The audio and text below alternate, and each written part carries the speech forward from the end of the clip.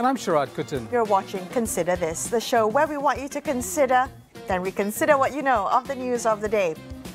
New graduates who joined the job market last year have received lower pay than the previous year, with some degree holders earning minimum wage levels.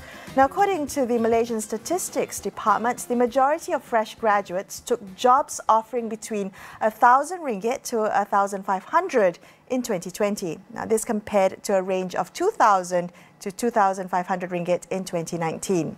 Malaysia's minimum wage is RM1,200. Over the next 30 minutes, we're going to be discussing the social and economic impact, as well as the possible solutions to this issue. Let's hear first from Iman Najaa. Iman is a representative of the youth NGO Demokrat Kebangsaan. She's also just graduated from the law faculty at University Malaya. She graduated last year. Iman, good evening. Thank you so much for joining us today. Now, does news that fresh graduate salaries are at minimum wage levels, does that reflect what you're hearing and what you're observing about the experiences of you and your peers at the moment? First of all, selamat sejahtera to everyone. Thank you for inviting us, Demokrat Kebangsaan. Okay, to answer your question, whether I've been hearing and observing about this minimum wage level thing, I heard about this a long time ago, even before the pandemic started and I graduated, and now it is proven by a statistic. So I believe that's already a clear proof to show what's going on. Right. And yep. Yeah, Iman, do you see a difference depending on the course that is taken by the individual? You know, you graduated from a professional course, others are in the social sciences, maybe they do a general science degree.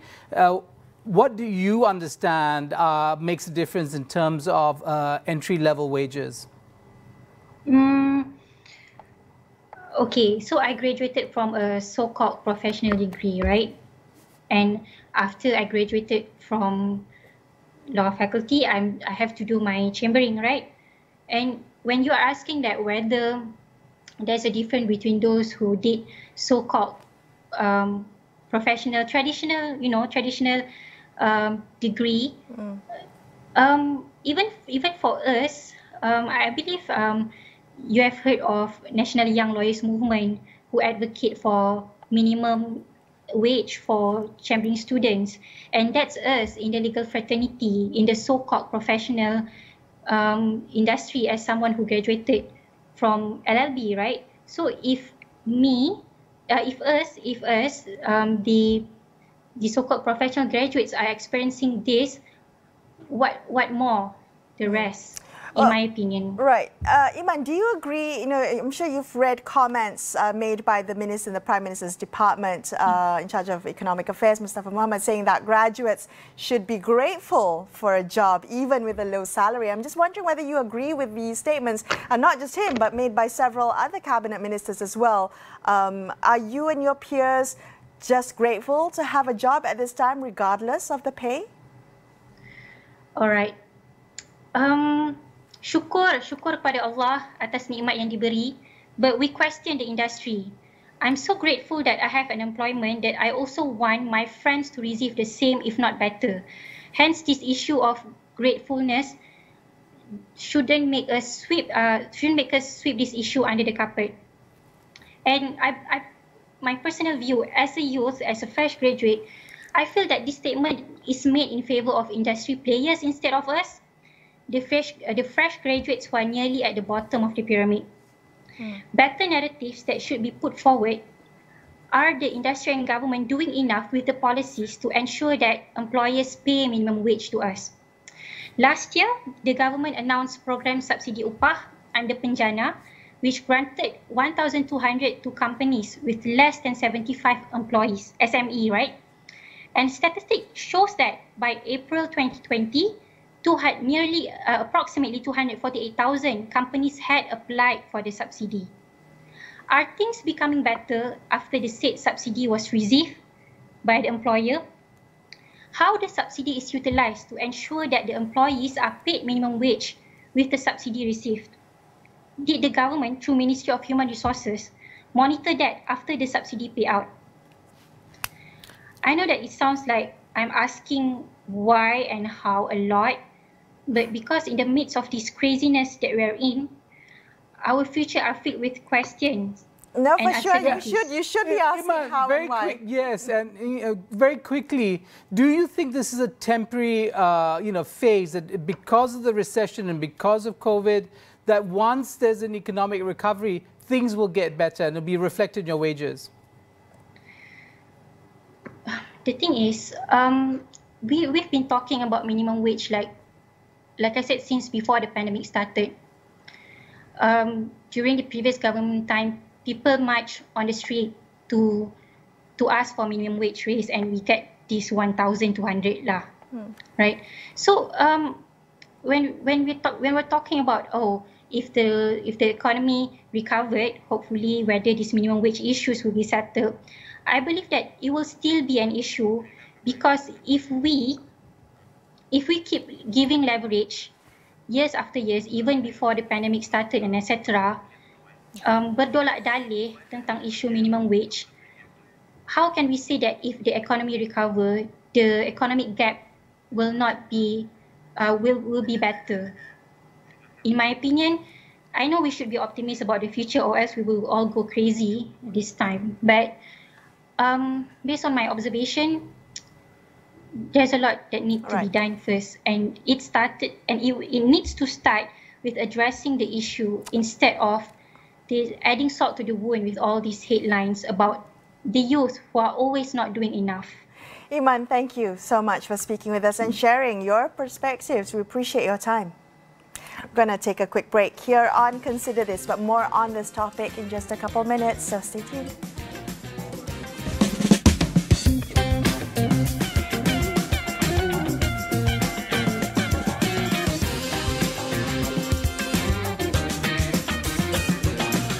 Di wilayah Selcom, kami bersedia. Let's go.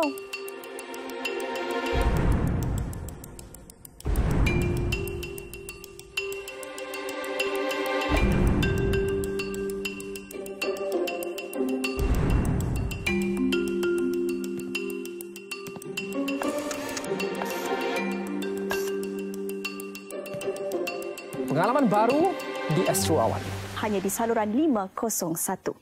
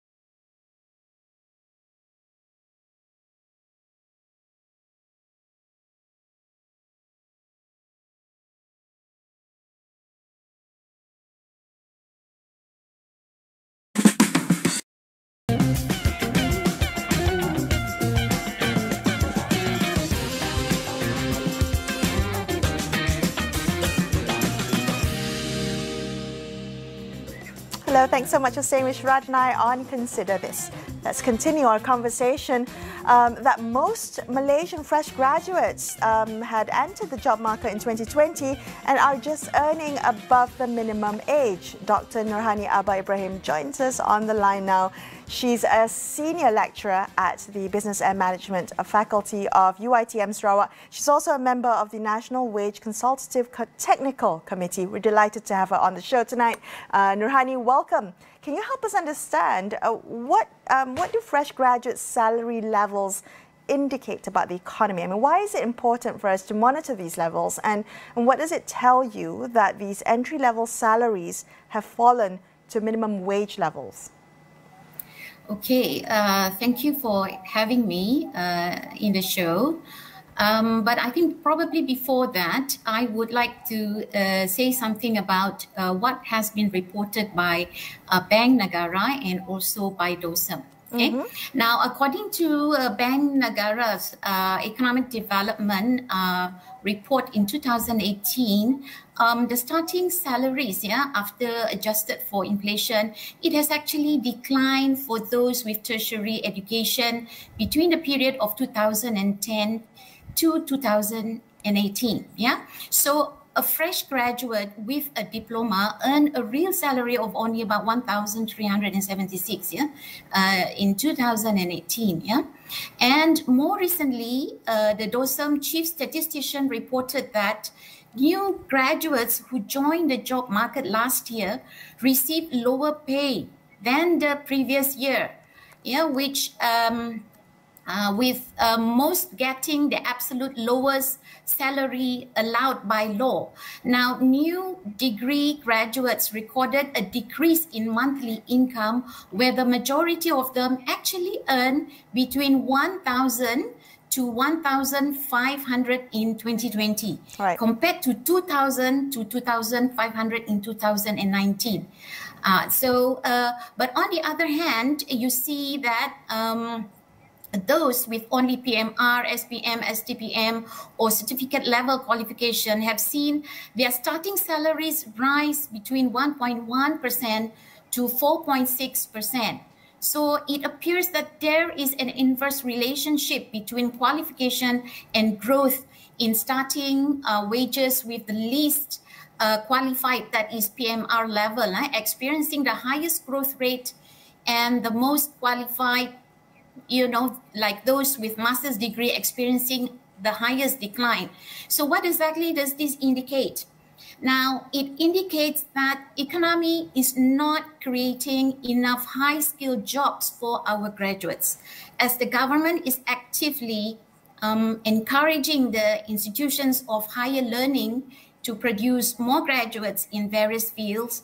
The economy is generating more jobs for the low-skilled groups. So the unemployment rate among graduates is increasing compared to the non-graduates. This somehow shifted the unemployed graduates to work in low-skill and low-paid jobs. So it is important to monitor these levels, because workers should be... Right. I just want to interject here. It seems you're suggesting a long-term trend when it comes to wage levels, and that this is not necessarily a function of the recession that was induced by the pandemic. Would that be correct? That this is really a long-term trend that might continue post the pandemic? Yes, we have actually seen the pattern even before the pandemic, so it just got worse with the pandemic. This creates a lot of concern, because it is not fair for a highly skilled workers to be working in a low-skilled job and earning similar pay as with the low-skilled workers. So there will be inefficient allocation of our human capital and a serious mismatch between their skills and the job and the pay they earn. Right. Nurhani, what then do you think will be the social and economic implications of having young degree holders earning minimum wage? There are a lot of social and economic implications that we can see, yeah, because why?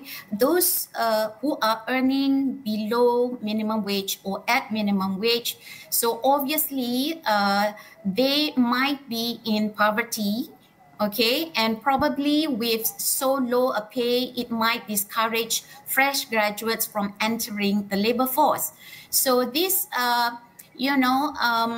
so therefore poverty and unemployment may increase, yeah, as the low pay may not be able to provide the needs of their family, especially those coming from poor family themselves. So to a certain extent, this may cause typical effects of poverty and unemployment, such as increase in social ills, where some may resort to not so favorable activities, and the economy will also be producing below their potential output, which will be unfortunate.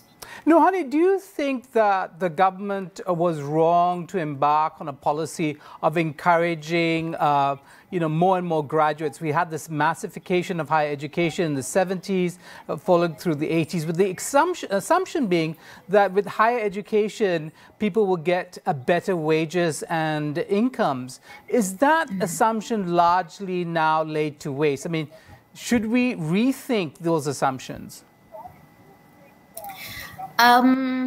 Of course, you have to,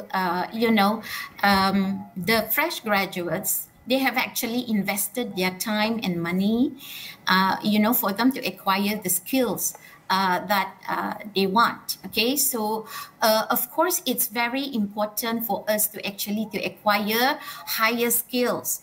Okay, but however, in the current situation, particularly in the current economic slowdown and probably the still unresolved pandemic, people and businesses are pushed to acquire some internet access and high information technology. Yeah?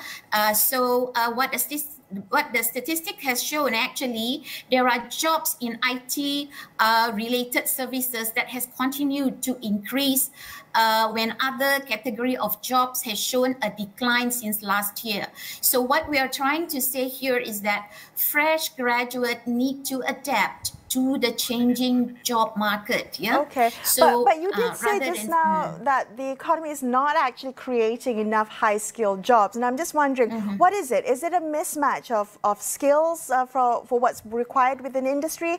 And I take your point that that the pandemic has thrown the economy into recession and perhaps had an impact on hiring and wages. But this has been an issue, a long-standing issue, one that we were dealing with even before the pandemic. So my question to you would be, what kind of interventions do you think are necessary and possible by the government to address this issue specifically?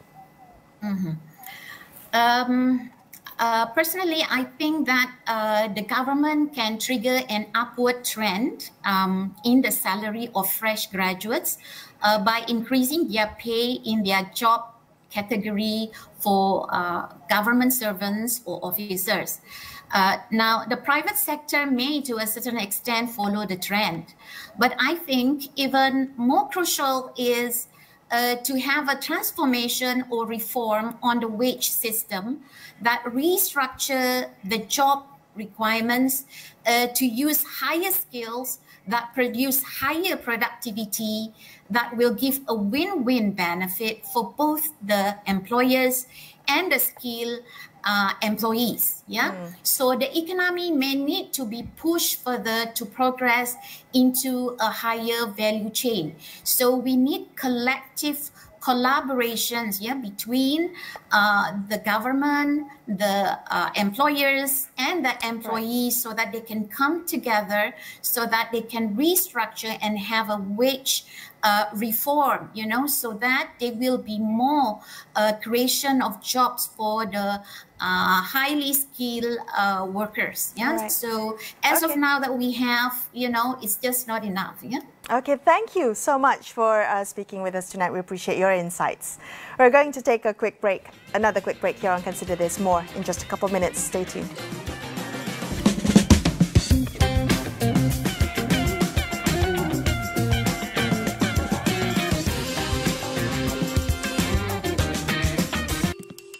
Sedia? Let's go. Sedia? Let's go.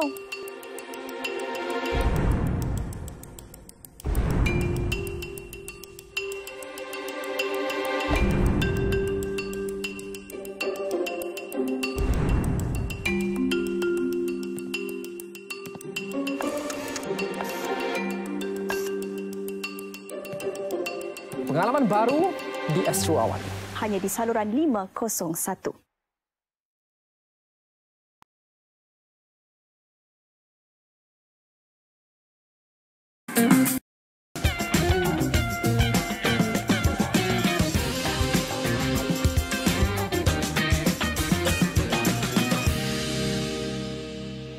Hello, you're watching Consider This. I'm Melisa, Idris, with me Sharaad, Kuttan. If you've just joined us, we were discussing a recent report from the Statistics Department that a majority of graduates entering the job market last year are earning minimum wage. We now speak to Datuk Shamsuddin Bardan. He's the Executive Director of the Malaysian Employers Federation. Good evening, Shamsuddin. Now, is the economic recession from the COVID-19 pandemic and the subsequent lockdowns, is that the only factor driving wages down specifically for fresh graduates? And if so, do you expect wages to rise as the economy recovers? Yeah, of course, last year was, I would say, an exceptional situation where there were a lot of challenges even for employers to sustain their businesses. And of course, that resulted a lot of, I would say, job losses and also trimming down of costs by the employers. And that involved wages costs, things like that. And there were a lot of, I would say, retrenchment were done during that period. And also, you know, the employees, existing employees were given pay cuts and also some other cost-cutting measures. Then, of course, as far as new hires are concerned, that resulted in a downward trend of starting pay, I would say. Yeah. Shamsuddin, we just heard from an economist that says that, in fact, if we look at real wages, we've had for tertiary educated Malaysians, there has been a downward trend since 2010. We're looking at a decade-long downward trend for educated workers. Why do you think this is? Would you agree with that observation, and why do you think that is? Yeah, basically, of course, if you're looking at starting pay, I would agree with that. But I think we should not be unduly worried about starting pay, because starting pay is just starting pay. It doesn't mean that if you're hired at, say, for example, 1,200 or 1,300 per month, you're going to take that pay forever. Now, of course, we know that in a Malaysian context, employees, new hires are always being put on probation. And of course, normally, many employers, when they confirm the employee concern, they would, of course, review the wages, including, of course, rewarding them with higher wages if they are really showing potential to be, of course, a contributor to the company. Yeah, but still, 1,000 to 1,500 ringgit is a significant drop from the previous year. And yes, granted, there could be an improvement once the economy improves, but trying to make a living with minimum wage at this point in time is a problem. And I'm just wondering, Shamsuddin, from the perspective of employers, as you represent MEF, I mean, I'm looking at government incentives. And in 2020, last year, the government offered 1.5 billion ringgit worth of incentives for hiring youth and the unemployed. So companies received about 800 ringgit for every unemployed individual aged under 40 years old that they hired. Where did this money go to? Does this money go to the salaries of the hired? No, there is a form of subsidy to the employers concerned. So company will actually pay the actual wages to the employee concerned, and that subsidy will go to the employers basically. But of course, now when you have that kind of subsidy, you just imagine that even employers require subsidy from the government in order for them to hire and things like that. And of course, this is really challenging for them to really give the real market wages to the employee, say, for example, comparing to 2019 or even earlier than that. And of course, you just can't afford to actually pay those kind of wages to the new hires in 2020. So basically, of course, I'd say don't be unduly worried about starting pay, because once you are employed, then you would gain experience. And of course, in that kind of situation, you're going to actually be more marketable and more employable. Even if the current company is not able to actually continue employment of this particular employee, he can be likely be employed by other employers, basically. Shamsuddin, the same economist we just spoke to also noted that workers with PMR and lower education actually are seeing an upward trend in their wages. Do you think that there is something to be said about the quality of university education? Are we producing too many graduates for the economy to absorb? Are we producing too many graduates with skills that are not matched to what the market wants and of low quality? Yeah, of course, I think what you had mentioned about mismatching is always there.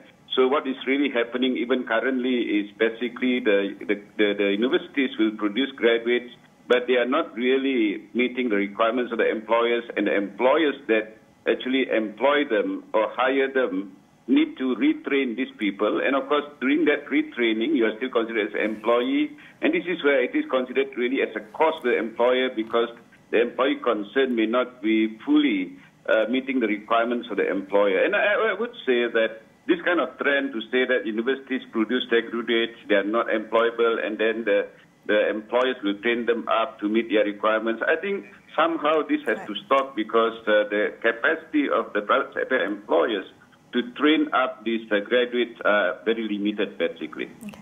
Thank you so much for speaking with us tonight, Shamsuddin. We appreciate your time. That's all we have for you on this episode of Consider This. But before we leave you tonight, another quick reminder, don't forget to get the latest news and information on COVID-19 vaccines at astroawani.com and the Astro Awani app. Thank you so much for watching. I'm Melisa Idris. And I'm Sharaad, signing off for the evening. We will be back with you same time tomorrow. Till then, good night. Good night.